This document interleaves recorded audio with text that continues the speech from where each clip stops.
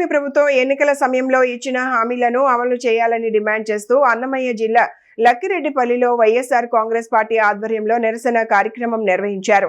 మాజీ ఎమ్మెల్యే శ్రీకాంత్ రెడ్డి నేతృత్వంలో జరిగిన ఈ కార్యక్రమంలో పార్టీ నాయకులు, కార్యకర్తలు ప్లకార్డులతో ప్రదర్శన చేపట్టారు. మహిళలకు 15,000 రూపాయల ఆర్థిక సాయం, 50 ఏళ్లు నిండిన వారికి పెన్షన్, నిరుద్యోగులకు నిరుద్యోగ భృతి అందించాలని డిమాండ్ చేశారు.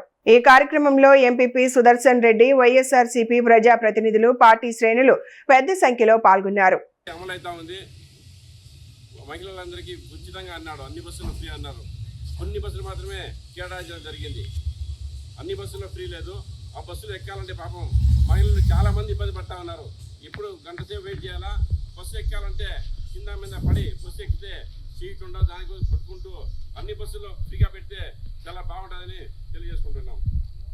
దీపం కింద ప్రతి ఇంటికి 3 సిలిండర్లు ఫ్రీ అన్నారు. ఒకసారి ఏమి ఇచ్చారు, ఒక సిలిండర్ ఫ్రీగా ఇచ్చాడు. మళ్ళీ ఏ ప్రజలకు రాలేదు, ఎవరికి రాలేదు. మహిళలంతా కూడా చాలామంది ఎంతోమంది బాధపడతా, ఎంతోమంది ఇబ్బంది పడతా ఉన్నారు. అలాగే అన్నదాత సుఖీభవ తొలి విడతలోనే పూర్తిగా ఇస్తూ ఉన్నారు. ఏకా ఇచ్చే పాపాన్ని కూడా పోలేదు. ఇంకా ఎన్నో మోసాలు, ఒకటి కాదు.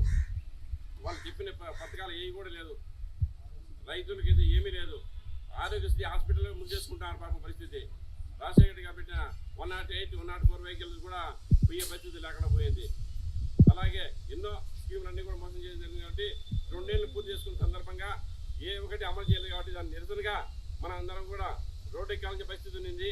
అయితే మనకు పోలీసులు అది పర్మిషన్ ఇవ్వకపోవడంతో రోడ్డుపైకి వెళ్తే ఇబ్బందులు పడతాం. మళ్ళీ మన మీద కేసులు పెడతారు. అందరినీ ముందుగా మన అందరూ కేసులు బరాయించుకోవాలా, అందరూ ఇబ్బందులు పడే ఉద్దేశంతోనే ఇవన్నీ ఏం లేకుండా మనమే శాంతియుతంగా మన పార్టీ కార్యాలయంలోనే అన్నీ కూడా చేసుకుంటూ వచ్చిన అందరికీ పేరు పేరున ధన్యవాదాలు.